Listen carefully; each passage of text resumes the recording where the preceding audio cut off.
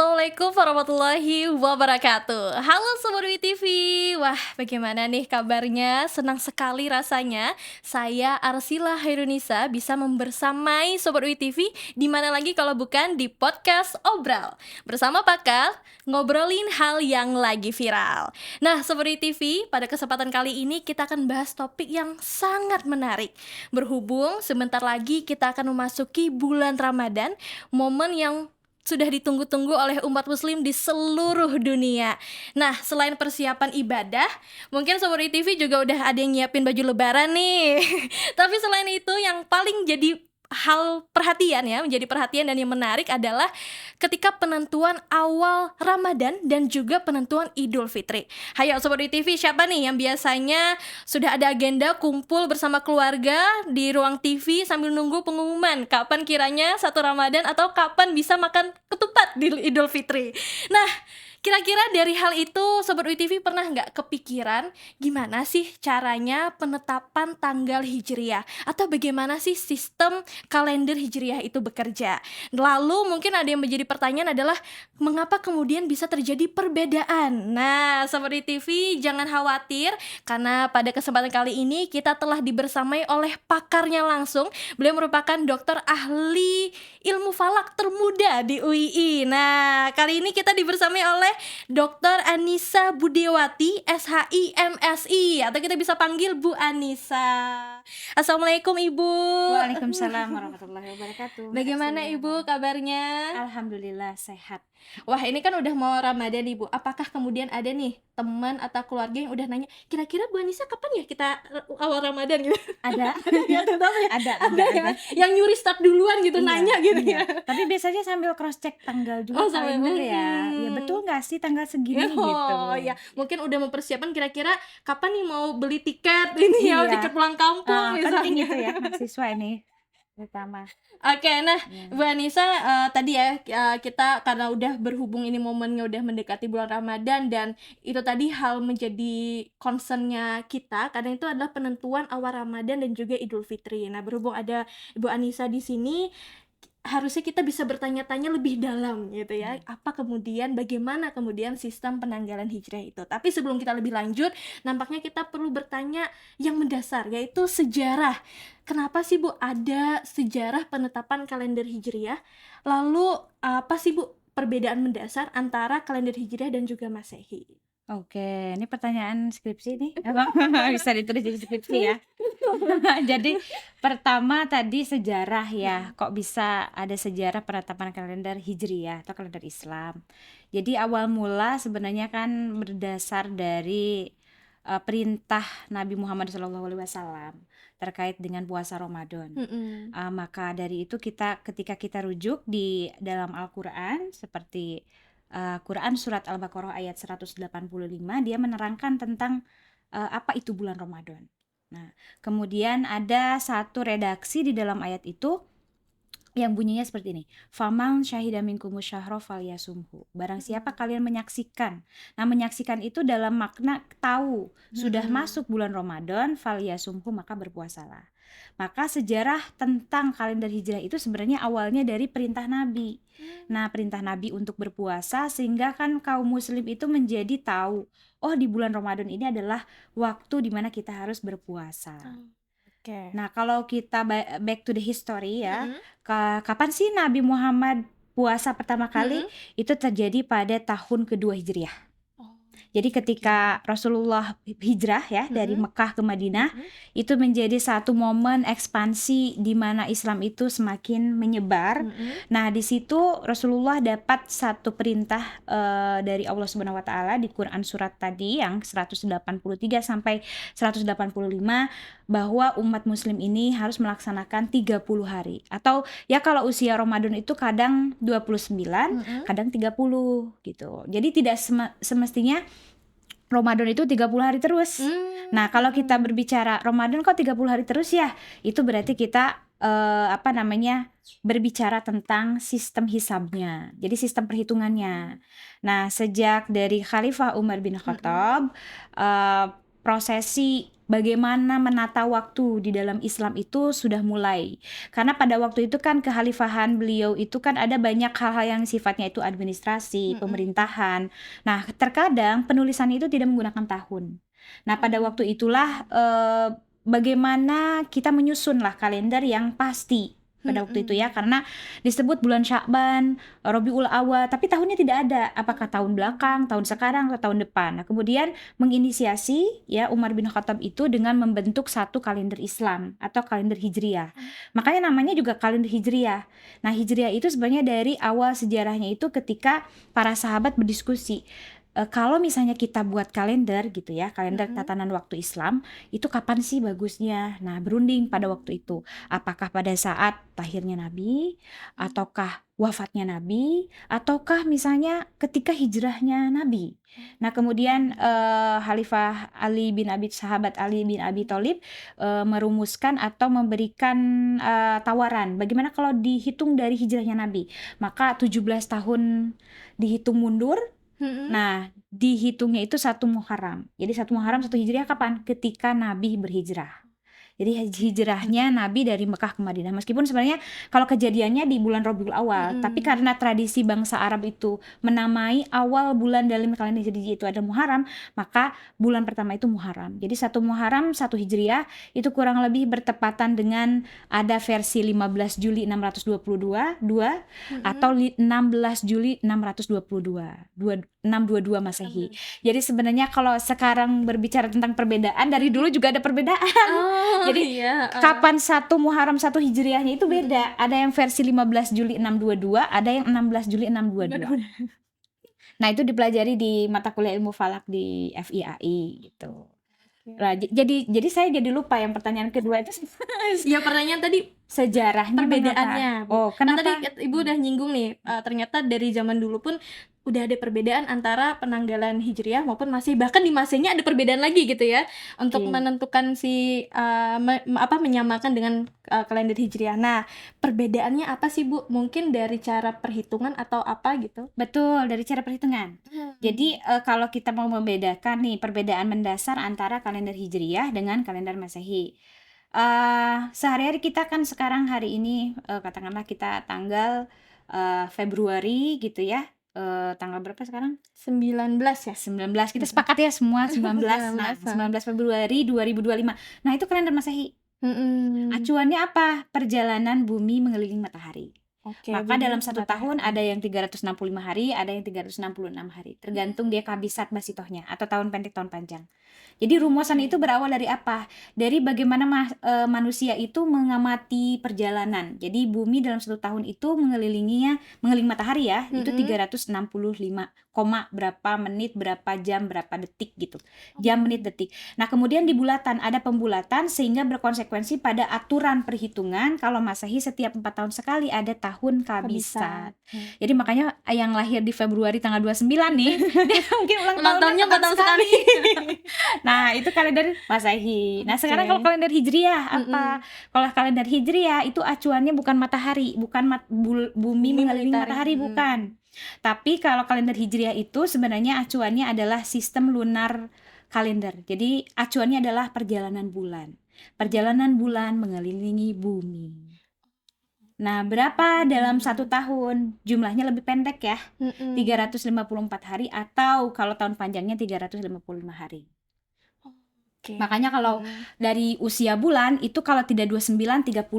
Nah, makanya Ramadan itu kalau tidak 29 30 tergantung dari ketika kita menandai awal bulan. Jadi pergantian awal bulan di dalam kalender Hijriah itu kan ditandai dengan fase pertama dari Manzilatul Qamar. Jadi ya bahasa Arabnya dari fase-fase bulan. Jadi kalau kita kena crescent gitu kan, full moon, half moon gitu kan, bulan purnama lah gitu kan. Kalau dalam bahasa Arab pertama crescent itu disebut dengan hilal. Makanya di Al-Qur'an itu Nabi Muhammad itu menyampaikan kepada umat di mana petunjuk Allah itu sebenarnya nyata di situ. Di situ disebut konteksnya ayatnya itu di dalam Al-Qur'an, surat Al-Baqarah ayat 189, yas'alunaka 'anil ahillah, dan mereka bertanya kepadamu ya Rasulullah tentang hilah. hilal. Yas'alunaka 'anil ahillah qul hiya mawaqitu linnasi wal hajj. Sesungguhnya hilal itu sebagai penanda waktu dan juga haji untuk Oh, umat Islam. oke. Jadi agak apa namanya, agak panjang nih kalau di sejarahnya ya. Tapi Iya. intinya kalau kalender Hijriah itu Allah sudah memberikan petunjuk. Jadi dilihat dari fase pergantian bulannya itu dilihat dari hilal itu. Hilal itu. Iya. Oke. Iya, bukan Muhammad Hilal, bukan Siti Hilal, ya, tapi hilal itu yang crescent yang ketika dia itu muncul pada tanggal 29 Hijriah di akhir bulan. Kemudian posisinya itu ketika matahari sunset, matahari tenggelam. Oke. Kemudian ketinggian hilal itu positif di atas ufuk, maka kita sudah bisa menandai bahwa pada sore hari itu sudah masuk ke 1 Ramadan. Oh, Jadi oke. memang seperti itu. Jadi secara keilmuan kita kan hari ini kita belajar tentang ilmu falak itu sebenarnya yang namanya pengetahuan akumulasi kan.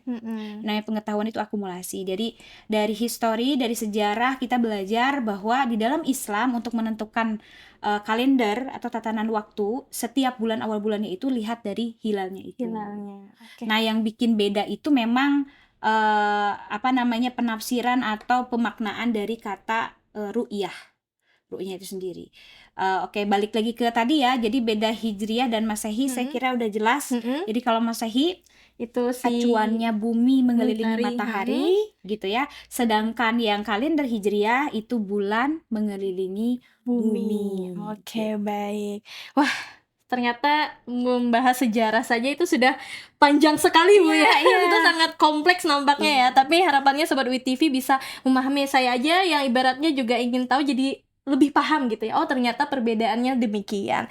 Oke, nah kita balik lagi ke topik utama tadi, Bu. Tentang tadi Bu udah menyinggung tentang penentuan Idul Fitri dan juga penentuan awal Ramadan. Nah, kenapa kemudian sampai itu menjadi perhatian? Maksudnya kayak ketika itu kita lagi menetapkan awal Ramadan dan Idul Fitri pasti di mana-mana suka diberitakan, di mana-mana muncul di TV gitu ya, dikabari di media sosial kemudian. Nah, kenapa kemudian itu menjadi apa ya, concern orang-orang Indonesia khususnya? Betul sekali. Karena orang Indonesia ini banyak yang pengamat ru'yat juga, pengamal hisab juga. Jadi sebenarnya kalau dari sisi kacamata keilmuan ya, astronomi, penyusunan kalender itu sebenarnya prinsipnya simpel ya. Ketika kita hitung kemudian positif gitu ya, artinya ketinggiannya itu positif, tidak 0 derajat, maka sudah masuk tanggal gitu. Dan dalam hisab atau perhitungan pembuatan kalender, tapi juga kita merujuk pada kriteria. Jadi kalau kriterianya berbeda, maka akan juga menghasilkan tanggal 1 yang berbeda. Nah, itu makanya kan di beberapa media sosial ya, baik yang lokal maupun nasional maupun yang internasional, kita sudah ada wacana ya untuk kalender Islam global itu. Jadi 1 hari 1 tanggal. Jadi gimana caranya 1 Ramadan itu berlaku untuk seluruh dunia. Nah, konteks yang saat ini sampai abad ini ada gitu ya. Sekarang kan sudah masuk 1446 Hijriah. Kita masih menggunakan di mana pusat center dari penentuan wilayatul hukminya untuk tanggal 1 tuh ya per lokasi.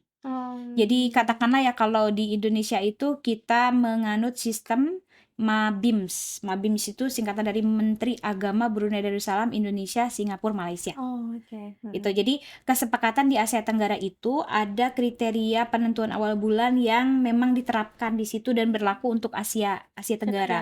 Nah, termasuk pemerintah kita di Kementerian Agama itu di bagian apa namanya Bina Hisab Ru'yat itu mengkaji tentang itu. Jadi untuk penentuannya itu berlaku dengan kriteria 6,4 untuk elongasi dan tinggi hilalnya minimal 3 derajat.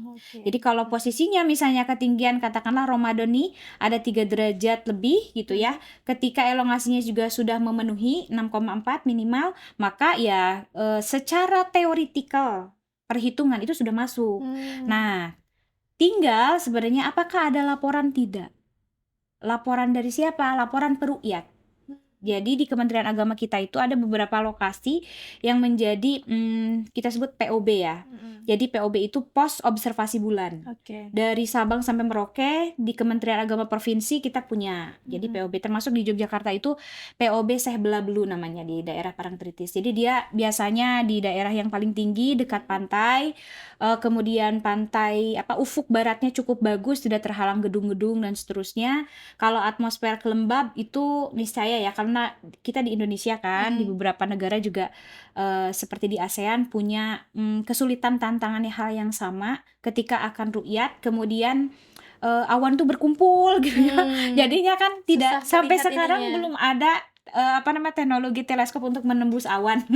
Jadi jadi karena visibilitas hilal itu yang menentukan fase hilal pertama itu kan, fase tanda awal bulan. Jadi sehingga di POB-POB se-Indonesia itu ketika ada laporan satu saja dari sudah melihat hilal. iya, yang sudah melihat hilal, maka kan semua terpusat ke Kementerian Agama ya di Jakarta, di pusat. Jadi ada yang melaporkan tidak ada yang melihat. Nah, itu dijadikan keputusan bahwa untuk 1 Ramadan itu Udah. akan dilaksanakan pada malam hari itu.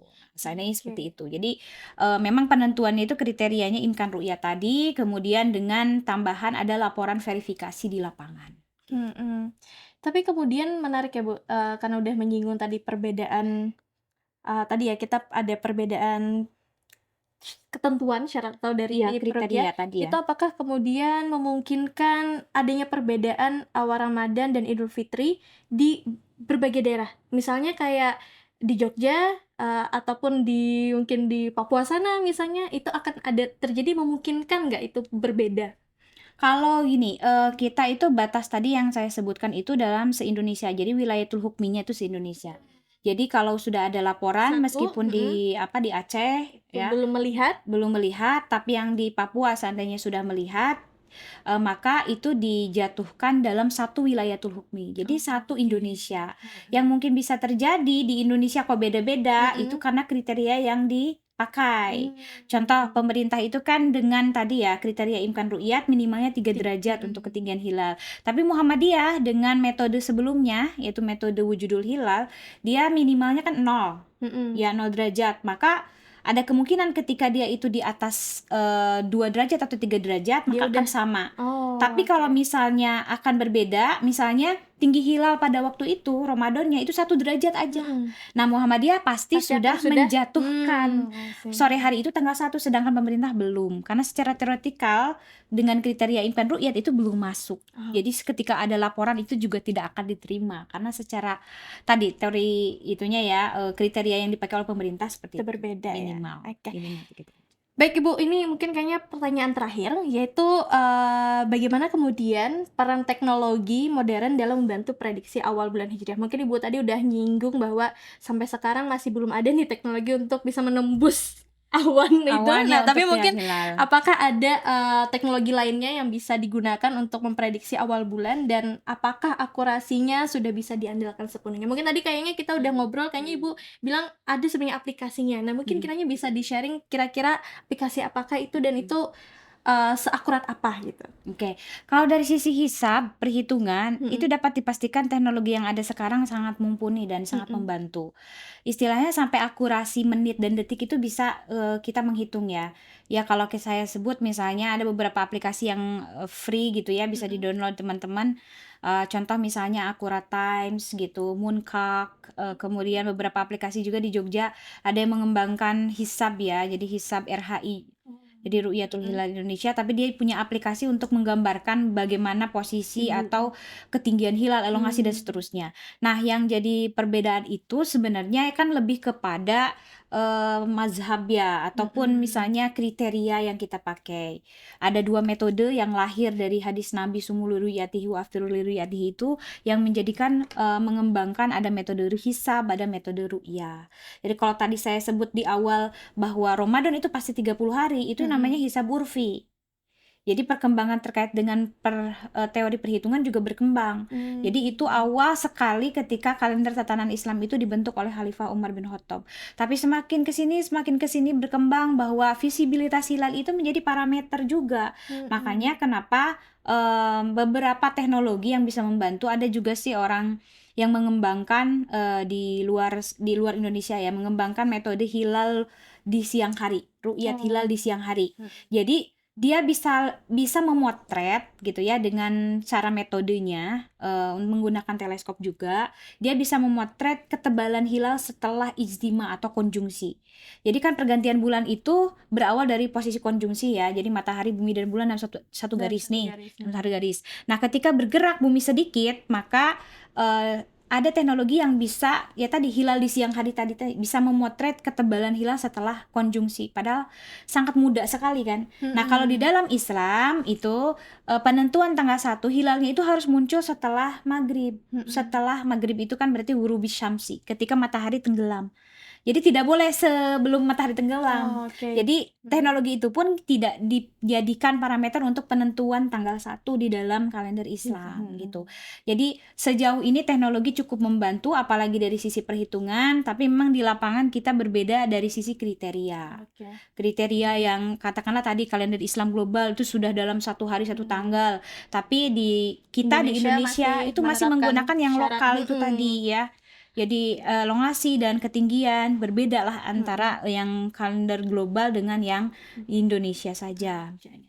Oke, baik Bu Anissa, nampaknya itu pembahasan yang sangat berbobot dan itu bisa menjadi insight baru buat Sobat UiTV yang kiranya masih belum familiar ya tentang penanggalan Hijriah itu sendiri. Nah, terima kasih banyak Bu Anissa. Kita tetap menanti kapan kemudian 1 Ramadan. Kalau 1 Ramadan pasti tanggal 1 ya. Betul. Yang beda itu Masehinya. Oke, baik. Nah, Sobat UiTV, itu dia tadi pembahasan mengenai perhitungan kalender Hijriah. Nah, kira-kira Sobat UiTV kita bahas topik apa lagi nih di episode selanjutnya? Boleh ditulis di kolom komentar. Nah, Sobat UiTV juga jangan lupa untuk like, share, dan subscribe channel YouTube Universitas Islam Indonesia agar tidak ketinggalan episode menarik selanjutnya. Sekian dari saya. Wassalamualaikum warahmatullahi wabarakatuh.